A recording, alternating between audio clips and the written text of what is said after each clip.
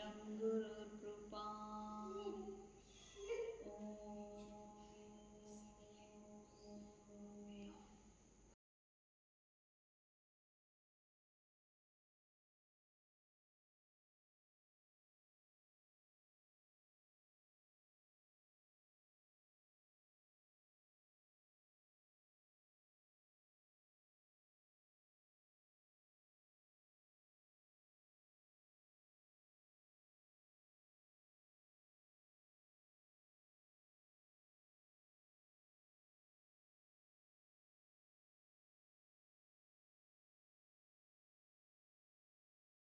జ్ఞానేంద్రియాలేవి కళ్ళు.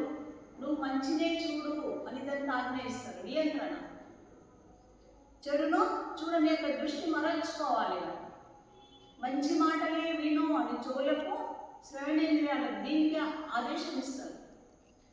నేను ఏది పెడితే అదే తినని నాలుగకు ఆదేశం ఇస్తారు. నువ్వు కోరింది నేను పెట్టాను, నేను పెట్టిందే నువ్వు తినాలి. ఇది నియంత్రణ. అదుపులో ఉన్నట్టు.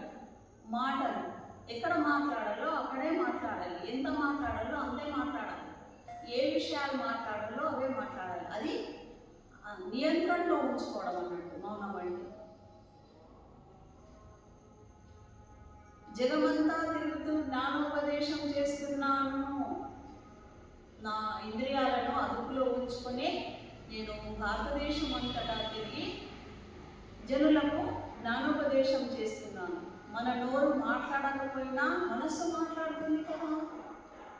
నోరు పెదవులు మూసుకొని కూర్చున్నా లోపల మనస్సు ఏదో ఏదో ఏదో నీకు సందేశాలు చెప్తూనే లోపల ఉంటుంది. కానీ ముందు మనస్సును మౌనంగా ఉంచు. లోపల దాన్ని ఎటు పోనీయకు. అది మౌనం ఎలా అవుతుంది? మరి నీ మనసు ఎటేటో పోతుంది, దేని మీదనో ఆలోచిస్తున్నావు, దేని మీదనో దృష్టి పెడుతున్నావు. మరి అది మౌనం ఎలా అవుతుంది? కాదు కదా. ఏమీ వినకుండా ఏమీ చూడకుండా మనలో మనమే ఉండటం మౌనం.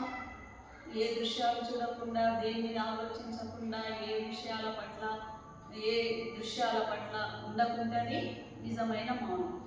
ఆత్మలో లీనం కావడమే మౌనము. ఇప్పుడు ధ్యానంలో కూర్చుంటాము. కూర్చున్న తర్వాత ఎన్నో రీల్స్ కనిపిస్తాయి. ఇట్లా ఏవో దృశ్యాలు, ఏవో విషయాలు, ఎవరో మాట్లాడినట్టు, ఏదో మాటలు మన వాళ్ళతో మాట్లాడినట్టు, ఏ దృశ్యాలు చూసినామో ఏది చూసినామో అవన్నీ ఒక రీల్ ఇంకా ఒక రీలు మొత్తం తిరుగుతూ ఉంటాయి. నువ్వు అలా ఎంత సమయం మనం ధ్యానంలో కూర్చున్నప్పుడు